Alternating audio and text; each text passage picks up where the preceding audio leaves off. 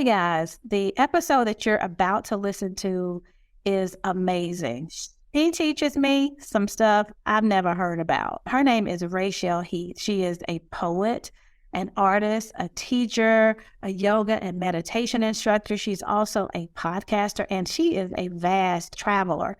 She is a brown girl from South Carolina who now lives in Costa Rica, and she is absolutely amazing. She has a Bachelor of Arts in Languages, a Master of Fine Arts in Poetry.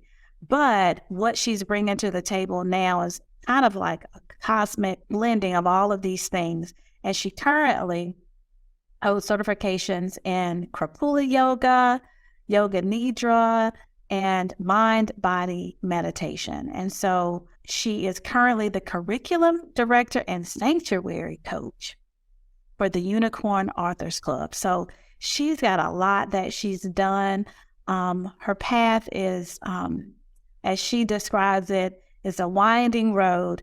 And so I know that you will enjoy listening to the journeys and travel of Raychelle, but also stay tuned towards the end to listen to the benefits of yoga and meditation. If you've ever felt like it was not for you, stay tuned. She'll bring it into focus for you. Hope you enjoy it.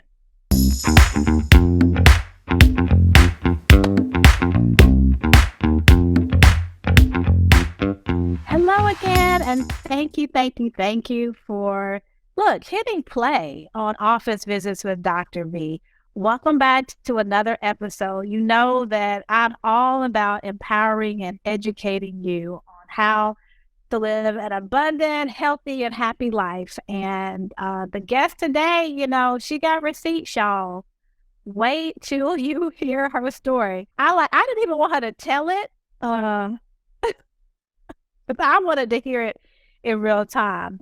But we have Raychelle Heath, she's a former educator from South Carolina. Now she lives in Cabo. She's teaching yoga and meditation, and she has a podcast about Black women practitioners that are healing people. Let's just welcome Raychelle Heath. Hi, everybody. And I'm in Costa Rica, not Cabo. But why don't they Cabo? I'm not sure. Many people envision me on a beach with a cocktail. That's not quite my life, but one day. You let me keep talking. Yes, ma'am. It is Costa Rica. It's not Cabo. I was on a WhatsApp and somebody's talking about Cabo. So they both together things, y'all. It's all good. She went from South Carolina to Costa Rica. So right. And it was a very kind of meandering path. So I like to say I went from South Carolina to the Marshall Islands to Mexico, and then around the world a little bit, and then ended up in Costa Rica. Yeah. So guys, if I know some of you are listening to this podcast, but it's also on YouTube, and I need y'all to look at Raychelle. Her smile is so bright. No, it should, when people are happy, they're just on purpose. They just have this glow about them. And you absolutely do. And we just finished recording an episode of her podcast. And she said, when you're working in your purpose, it helps you too. She said it better than that. But it helps you too. And so what I want to talk with you, and what I want you to share with the listeners and myself today is, how did you get to where you are now? What is your purpose, and what does that look like in the world today? And then I know you're into yoga, so we're going to finish up with, what are the benefits of yoga and meditation, and what physiologically does that do for our bodies and our mind? So, all right, so the floor is yours. So just tell us your beginnings. South Carolina. Yeah, South Carolina. And I grew up in a small town in South Carolina. So I'm going to shout out all my people in Winsboro, South Carolina. It's a small mill town. Was born in Chester, South Carolina. My grandpa is a farmer and used to work also as a factory worker. So salt of the earth people, my people, amazing people. And both of my parents are educators, so I think I was kind of set up and to be an educator as well. I mean, it wasn't like, pressure or anything, but that was something that I enjoyed doing from a young age. I set up my little classroom with my stuffed animals and was teaching them how to do things. And I was also always a very creative person. So I started writing and making, refrigerator art very early on.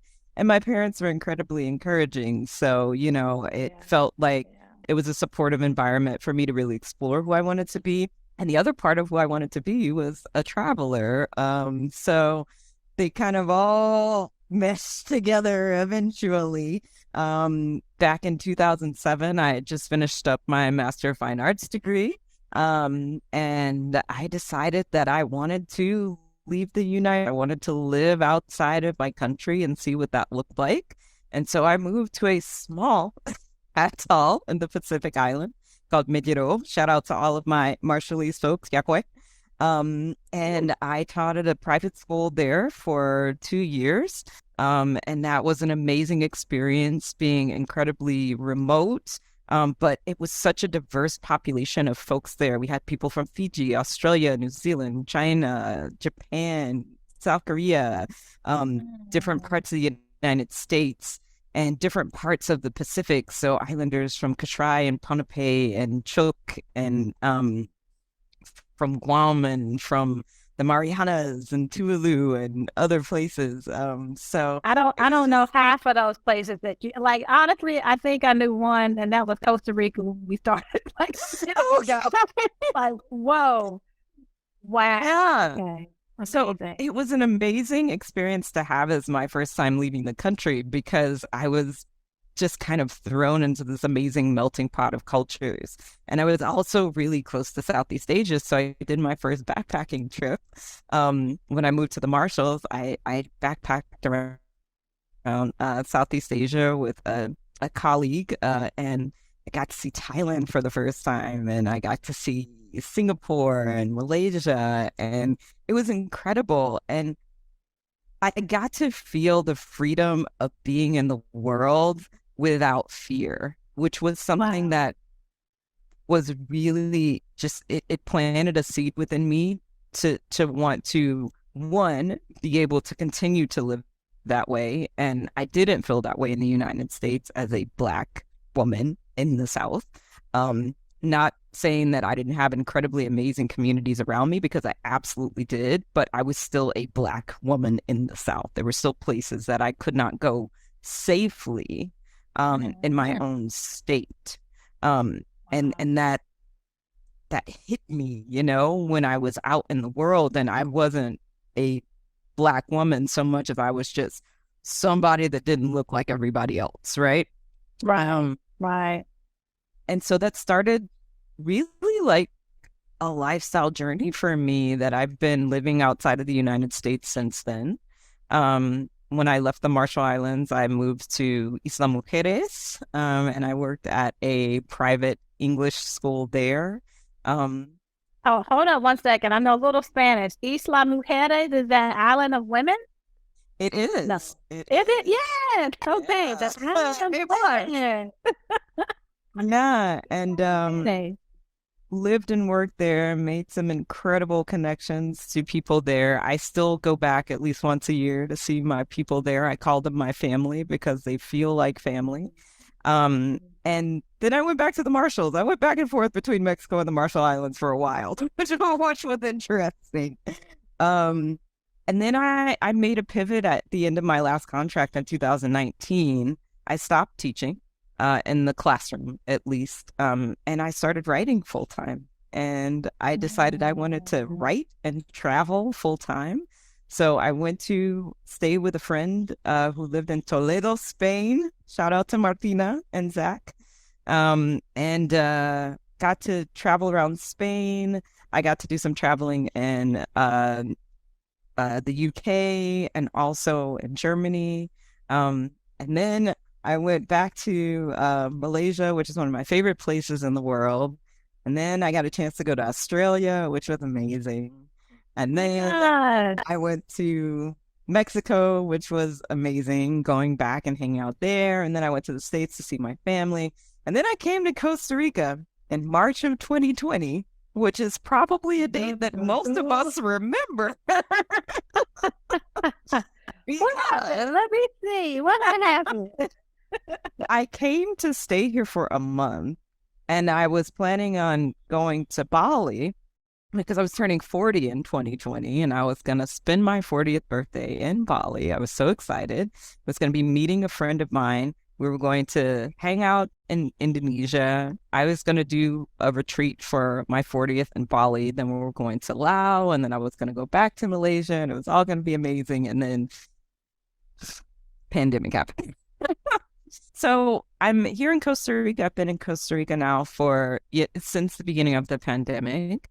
And I've made an amazing connection with folks here, and Costa Rica was very welcoming in the pandemic. They basically extended tourist visas for the year so that folks who did not want to, try to go somewhere during this thing that none of us understood didn't have to. And it was a really formative time. I started my podcast during that year. I lost my writing job during that year and had to pivot again. And I also started teaching writing workshops, which was something that I really enjoyed doing. And I started teaching meditation workshops, which is something that I really enjoyed doing. And now that's what I do. And I love that, I tell people who are asking, how did you make this pivot? And a lot of what I did was just doing things that I was already going to do anyway for no money until I could do them for money. And it works out. Okay. So was a lot. Listeners, that's a lot. No surprise that you were born to a family of educators. Like, when it comes to purpose, you're not just popped on the earth. Like, there's a strategic reason that you were put where you were put. That's true for everybody, I believe. But, okay, so I'm a brown girl. I'm a little bit older than you are, but I didn't get any of those messages that I could go to any of those places that you just named. It was, you graduate high school, and then you go to college. Okay, I knew I wanted to be a doctor. Go to medical school, come out and get a job. So this sounds exciting and it sounds fun. Like, where did you get the message that this is how you could live your life and you didn't have to kind of follow the brick road that everybody else was on? Yeah, it's interesting. My dad would always quote this Emily Dickinson poem that he would say to us, "The soul selects its own society." He would say that to us all the time. Mm-hmm. And so while my parents wanted us to get an education and they wanted us to, kind of be good citizens, we got to define that container. And that was really empowering. And I'd always loved language. I'm a writer, but I also studied languages for my bachelor's degree, and I was kind of in that track to become a translator. I left the country for the first time when I was 15. I went to a Spanish trip to Cancun, Mexico, to study Spanish, and went back several times before I graduated high school. And when I was in college, doing my bachelor's, I did an exchange program to San Germán, Puerto Rico, also as a part of my language study. And so that, to me, like, being able to have those opportunities at such a young age kind of showed me that there was a world outside of my little town, my little state. And so I think that was a big part of it, just being able to, feel like whatever I wanted to do, within reason, I had support. But I was also one of those kids that grew up with Carmen Sandiego. Like, I watched that on a PBS.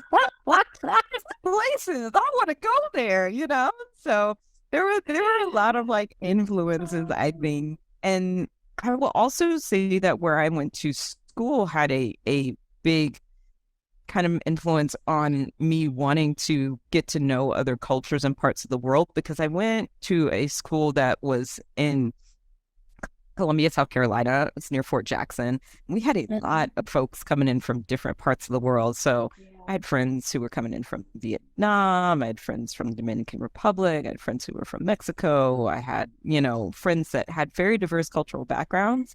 And I was like, all right, I'm in. And I just, ran with it, and no one put a wall in front of me. So yeah. Wow. Wow. Yeah, you said at 15 you were out of the country. I remember at 14 I went to New Orleans. Walking on Bourbon Street thinking I'm doing something. I snuck out. But anyway, I just Well, and you were. yeah, I want to know. That was in a better place. All of those experiences expand our world. So you don't have to leave the country for that to happen. For that. Thank you for that. I do think there's something empowering about learning about other cultures. And I want to get to that in just a second, but fine art. So another thing that I like to harp on is that all of us have gifts.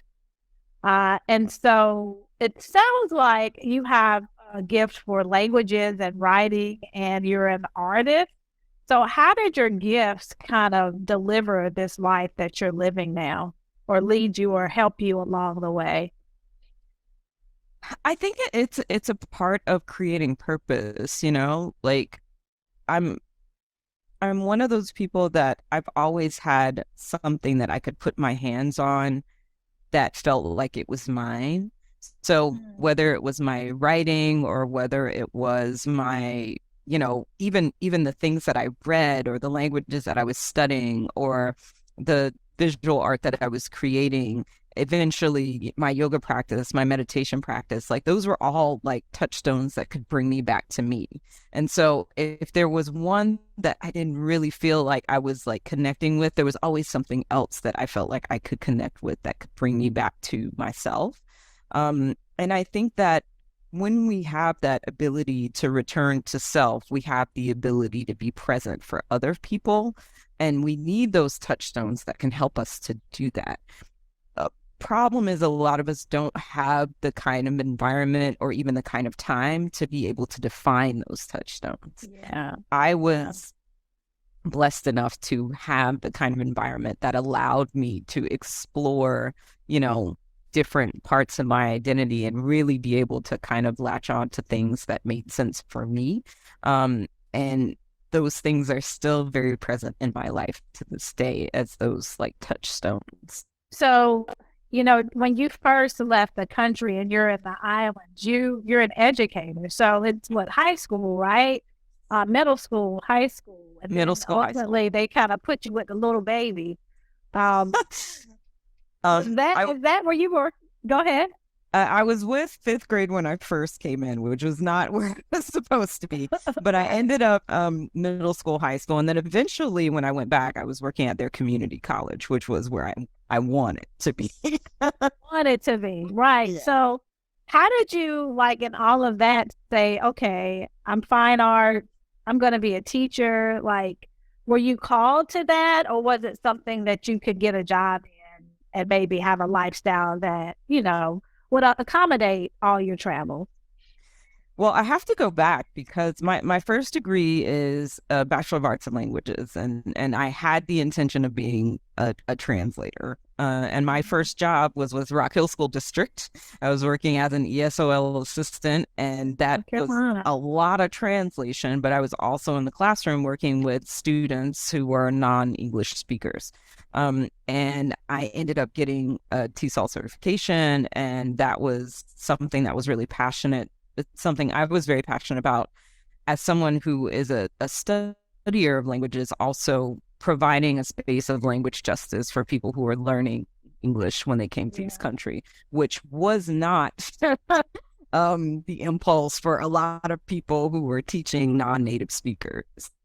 And can I ask a question? Sure. What is language justice? So language justice is the empowerment of people who speak languages that are not English to be able to have access to resources, to be able to have access to, how do I put it? So I'll give you an example. As an educator, I was teaching English as a second language. We don't call it that anymore. And that's a part of language justice. It's teaching English to non-native speakers because we don't know if English is your second language. It might be your third, it might be your fourth, it might be your fifth. So it's taking assumptions like that out of the conversation. Going into a language classroom, it's providing students with text in their language so that they're able to actually receive knowledge in a language that they understand. It's providing translations in meetings. It's also providing them with the ability to communicate in their own language so that they're able to communicate fully. And so language justice is kind of this all-encompassing thing that says we're not going to prioritize English. We're going to prioritize communication. And everybody has a different way to communicate. We're going to honor that in the best way that we can. So yeah. So your roots are in South Carolina, you're teaching there, you're in the languages. So, like, I mean, how? Like, like what inside you says, I've got to do something different and go live abroad? Well, what inside me first said I needed to do something different was, as much as I loved working with my students, I was not happy teaching English to non-native speakers in that context. I really wanted to teach English literature creative writing. And so I went back to get my Master of Fine Arts degree so that I could do that. And so when I ended up working at this private school teaching fifth grade, I wasn't happy because I was teaching English, science, social studies, and math.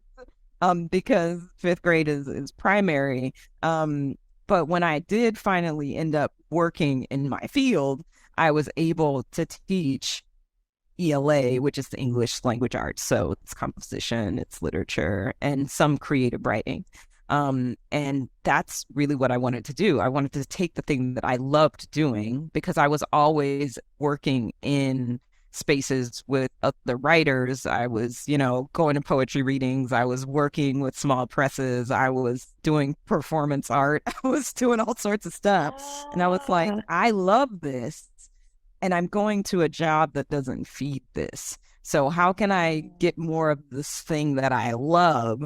And, as much as I didn't want to be teaching English to non-native speakers in a public school in South Carolina, leaving the country, I was teaching English to non-native speakers everywhere I went because, their first language was not English, most of my students, some of them, but most of them it was not. But I was able to bring my experience as a teacher, a certified teacher for TESOL to these spaces, and also my love for creative writing, literature, and the arts. So just being able to bring all of those together. And I will say I had more of a playing field when I left the US, because I was working in private school settings. I was able to build my own curriculum. I was, we had benchmarks that we had to meet, but we didn't have the same kind of rigidity as a public school setting has. Right. And so that was really empowering for me to, as a teacher, to be able to come in and really build the kind of curriculum that I wanted to for my students. And we did some things that that I probably wouldn't have been able to get away with. But those babies, they probably learned. Well, and one of the things we did was this very impactful social justice unit where we talked about the disability rights movement and the civil rights movement and the language justice movement. And it was like, I have these Marshallese students, many of whom were going to the United States. The Marshall Islands has an agreement of pre-association with the U.S. where their citizens can come and live and work in the United States without having to apply for a visa. And so a lot of my students were going to the United States at some point. And I felt like it was important for them before they left their little bubble of their island to understand Yeah. how this country treats people of color and how this country Yeah. treats people with disabilities and how this country treats queer people. And, you know, who better than their teacher to communicate those things to them and have open conversation with them about it. So yeah, that was it was a good time. I love those kids. I'm still in touch with some of them. You know, they were fantastic. Oh.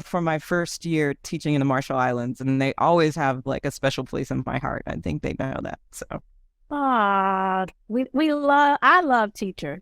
I love teachers. A lot of my patients are teachers, and I'm just like, you got to love what you do when you are underpaid and undervalued, and you do it anyway. yeah, Anyway. Yeah. So and I send my kids to school. I think we realized that during the pandemic. Like really yeah, what an awesome job that our teachers do. And that our kids spend sometimes more time there during the week than they do with us. So hats yeah. off to you for just even walking in those streets for as long as you did. Um, but it seems like you have a way of kind of like infusing who you are, like into what you're doing, like unapologetically, like this is what it's going to be. Um, did you have to grow into that? Or like, would your parents say she was just that spunky kind of kid? Like, it's They just would who she is. they would probably say the latter. um, I think I have a bit of a reputation in my family as being the one that says how she feels. um, so I don't know. I probably did have to grow into it. I mean, we all kind of grow into ourselves, but I do feel like I I don't want to ever work in a space where I feel like I can't speak my piece. And it and that's knowing that when I do speak my piece, it's because it's important and it's valuable. Like I'm not a talker, believe it or not. Like I'm not one of those people that's like small talk, chatty, that no. So once I do open my mouth, it's because I have Yeah. something really important to say, in my opinion. And if I can't say it, then I probably don't need to be working where I'm working. Um, Yeah. Yeah. so yeah, yeah, I honor that so much because when I was burned out working as a physician, I felt like I couldn't speak. Like yeah, I just did, and it's like, but you're Dr. V, and you're the reason that you have business. I mean, we don't see the patients. The business doesn't run. But I still didn't feel like I had a voice to express myself. And now that I'm on the other side, I wouldn't live like that anymore and ask for what I need. But I always admire people who seem to kind of come here with that. And you have just kind of spread it all around the world. So that's even more amazing. So how did you get to yoga and meditation? I mean, because yeah. first of all, let me just say, brown girl in South Carolina, like your story so far is like very non-traditional. Like the things you're talking Yeah. about are things that I'm just now discovering, like literally in the last few years. So Mhm. tell me how this happened. Yeah, so funnily enough, that's the Marshall Islands as well.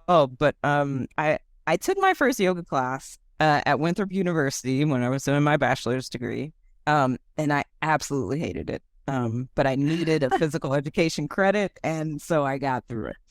Um, and I did not come back to yoga until I came to the Marshall Islands. Now, I feel like this is kind of implied in the air, but the Marshalls are small atoll chains. They are in the middle of the Pacific, meaning they are not near a lot of things. They are remote.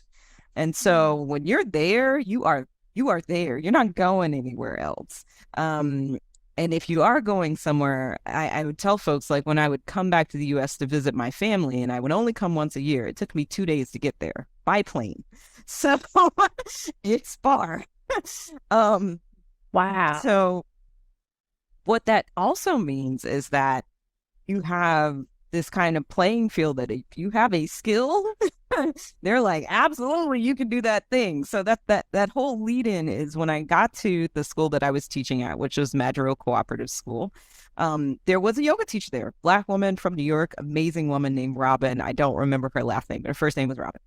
Um, and I started going to her yoga class. Well, she was on her last year for a contract, and she was like, I want you to take over my class when I leave. And I was like, say what now? Um, so we worked at the same school.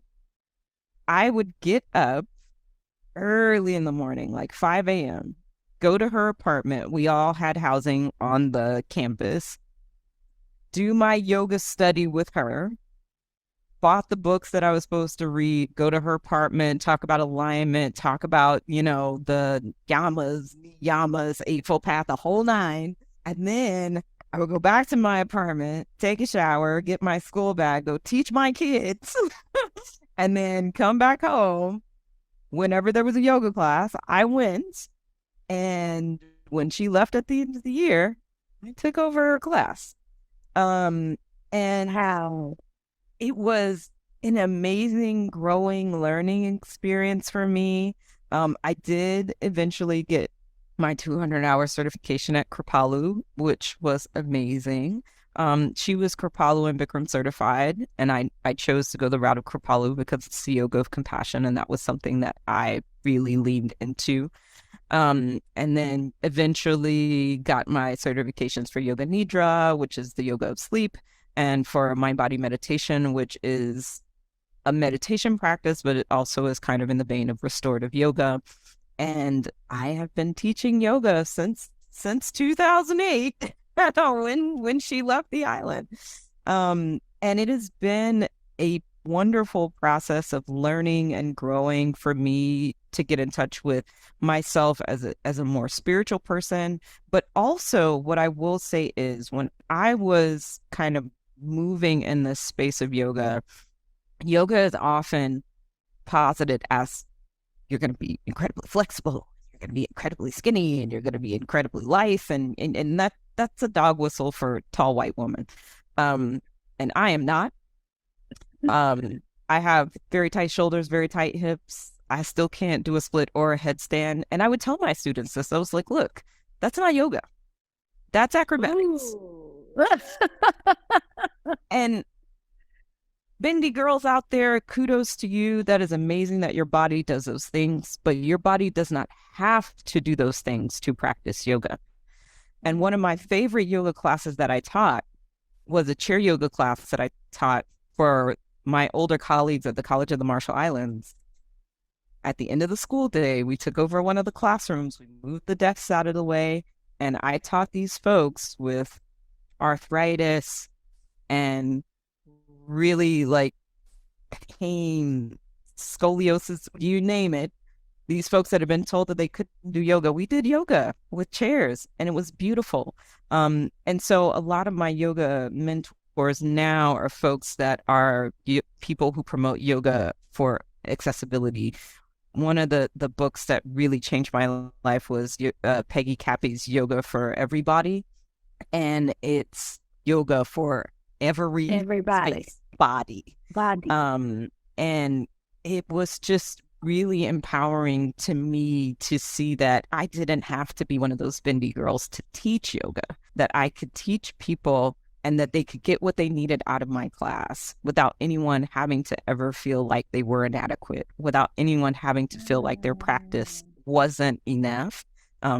So that's kind of my journey. Wow. As a yoga teacher. Wow.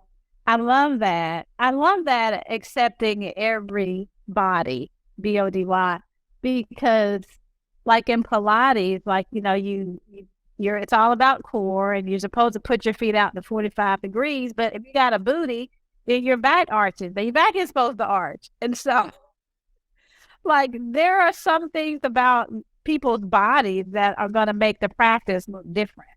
But doesn't mean they're not a candidate for it because their body is different. So I love that message. So you've talked about, the older people doing yoga with chairs, and about your journey with yoga. Like, what is it? So part of my show is also my podcast is to, encourage people to try new things. Maybe you don't like running, maybe you don't like, swimming, whatever. But introducing people to new forms of activity that really might align with who they are. So, what is it about yoga? What are some of the benefits that you've seen personally or that you've seen in your students? Yeah, so one of the big benefits, and this is a part of yoga that kind of gets taken out of the practice, unfortunately, it's pranayama, which is breath work. So learning how to tap into your breath, learning how to control the breath. We don't breathe, we die. So being able to have that ability to regulate your breath also allows you to regulate your system. You can calm your heartbeat if you can regulate your breath. You can oxygenate your body if you can regulate your breath. So I think pranayama practice is one of the most powerful yoga practices we have at our disposal. And unfortunately, we don't see it enough, I think, in yoga classes. Everyone kind of defaults to asana, which has its value as well. So asana practice is like the physical posture practice. Thank you. Okay. Yeah. So there's pranayama. Pranayama is breath work. Pranayama, the breath work, and then asana, which is the postures. Yeah. And asana practice is really beautiful for a lot of reasons. Stretching is good for your body. When your muscles are able to relax, you are able to have more stability in your body. And so when you're doing asana practice, you're working on lengthening those muscles. That's taking pressure off of your joints. You're also doing balance practice, which is, again, important for stability. When we see people moving into older age, one of the things that we hear about all the time is falls, right? Yeah. Yoga practices stability. So if you have a regular yoga practice, you're building up that stability so that you're less susceptible to falls. Or if you fall, you learn how to fall in a way that it's less impactful on the body. So I would say those are the two big things. Depending on what your practice is like, you can build strength in a yoga class. Depending on what your practice is like, you may be really building, bendy flexibility. And those things have benefits as well. But I would say the most accessible parts of the physical are those two things, lengthening the muscles and helping you work on your balance for stability purposes. Okay. And so the pranayama I hear when you're saying breath work, it just takes me back to, I was at medical school and that was a stressful time. But that's when I first got introduced with yoga. And I do remember feeling more relaxed coming out. And that shavasana at the end, oh my gosh, that is everything. That's basically when you go to sleep, y'all. Yeah. I don't think you're supposed to go to sleep, but I always end up going to sleep because you're just so relaxed. So, is there, I always feel like people who do yoga, and this is Dr. V's, maybe I'm set in my mindset, but I always feel like people are more calm just in general throughout their life outside of the yoga classroom as well. Is there something that evolves or happens the longer that you practice yoga that just makes you move differently through life, or something that you appreciate from your yoga practice that you take with you everywhere? Yeah, absolutely. And I think that focus that you're seeing is tapping into the other parts of the path of yoga, right? So that yoga is an eightfold path. Pranayama is a part of it. That's your breath work. Asana is a part of it. That's your physical work. But there are other parts of the path as well. So we talk about focus. We talk about the do's and don'ts of life. We talk about let's see here, doing no harm. And then eventually we want to get to a space of enlightenment, understanding that it's a path that's not linear, that is in a lot of ways you're going to be moving between the different parts of the path, like as you move through life. And so if you're in a yoga class where you're doing let's say you're doing tree pose, a lot of people know that posture, right? You're putting your foot against, a part of a standing leg and you're kind of holding your balance, right? So Mhm. that is the physical part of it. But if you are really working into your yoga practice, you're also working with the mind part of it. How do I calm my mind and become present in my body, be centered in my body so that I can be present with what's happening within me? How do I tap into pranayama, the breath, as I am in this posture? And then how do I connect to how this posture is activating connections in my environment? What is it bringing up for me? So, hey, you could stand with on one leg with your foot on, your leg, and you're doing something. But Yeah. when you're really getting into the practice of yoga, the posture is a vehicle towards that kind of release of the mind and tapping into the higher self. And Mm. so if you're seeing people who practice yoga and or meditation being a little more calm, a little more grounded, it's because they've tapped into that part of the practice. They've moved past the physical aspects of it. And there's a centering that happens when they're moving through their practice. It's not just moving the body, it's going in. Mm. Okay, so that's exactly as you describe it. I'm thinking that's what I'm seeing. Mm-hmm. And, as a lifestyle medicine physician, I'm like, this sounds like a wonderful way to manage your stress, a wonderful way to treat your anxiety. Attention deficit, allowing you to kind of just try to focus and kind of block everything out and calm you. Um, I will say I ain't never heard of no pranayama.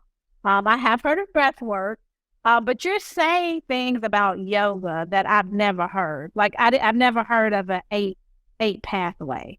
Mm-hmm.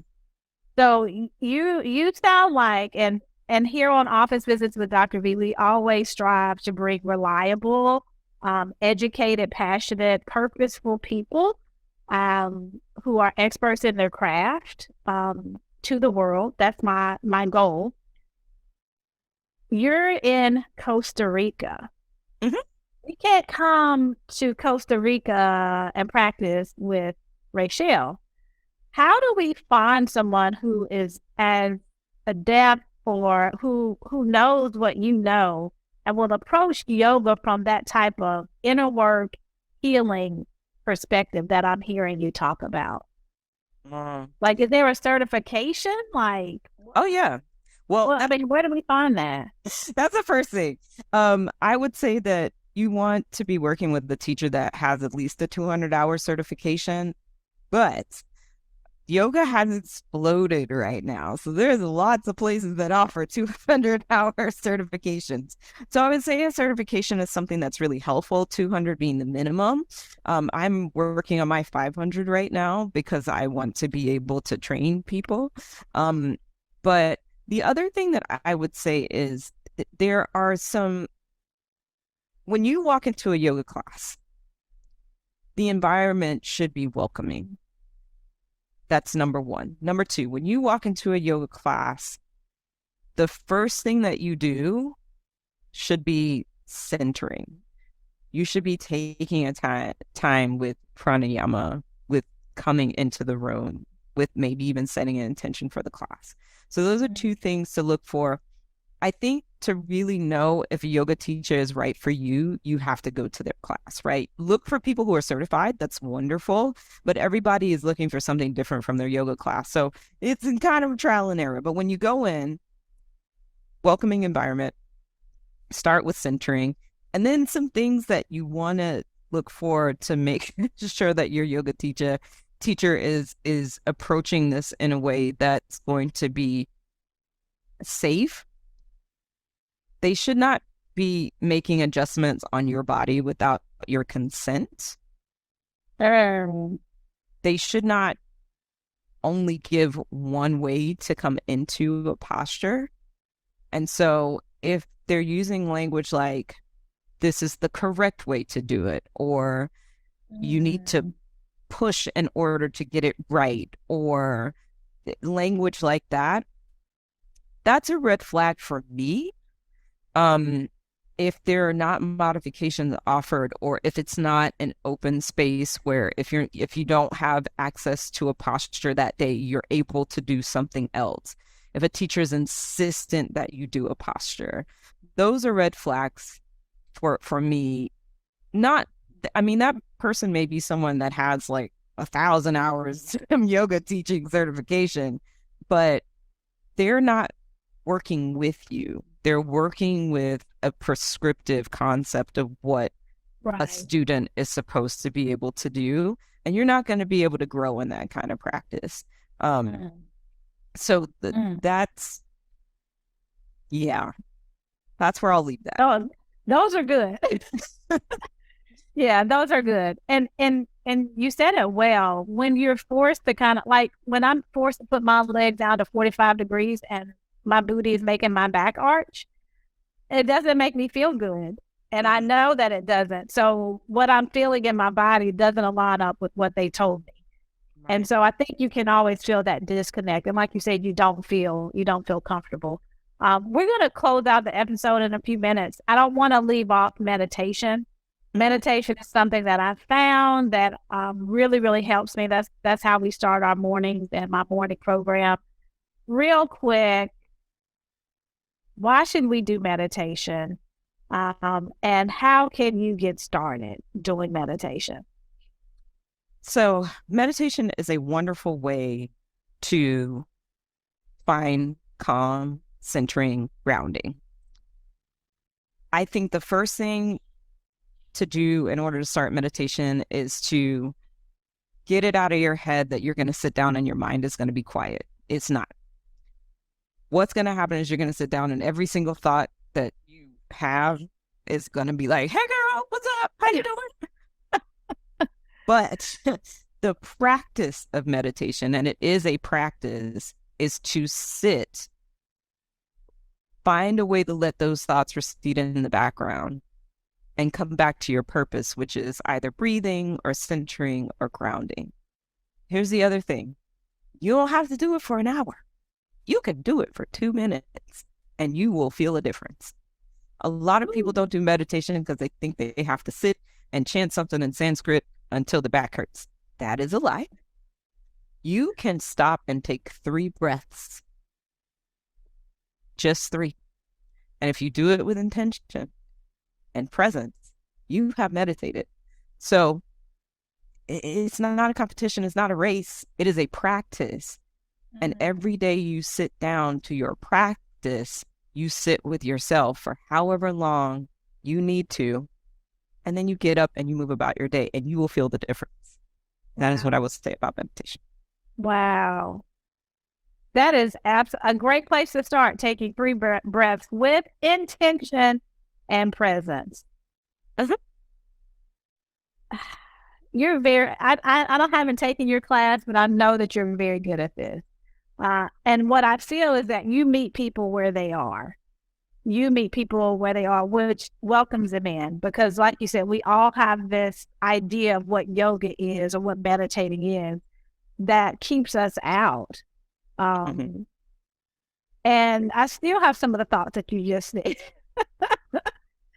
And I'm still trying to practice. So I just thank you so much for enlightening us with your knowledge, with your life experience, and showing us how we can show up in spaces that sometimes we might feel like imposter. Well, I won't say imposter syndrome, but we might just not feel like we belong.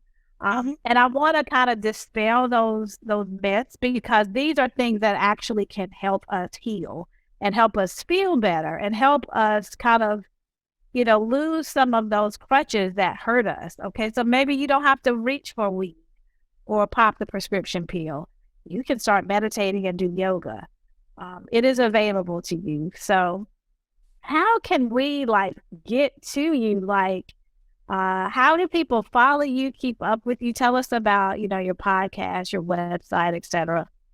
Yeah, so my podcast is Black Women in Wellness, and you won't hear about me, but you'll hear about amazing Black women who are wellness practitioners in the world.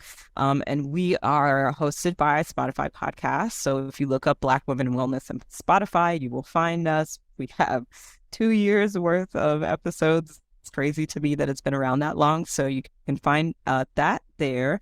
Black Women in Wellness also has a website, which is blackwomeninwellness.com. It's a work in progress, but there are some really cool articles there from wellness practitioners that have been on the show.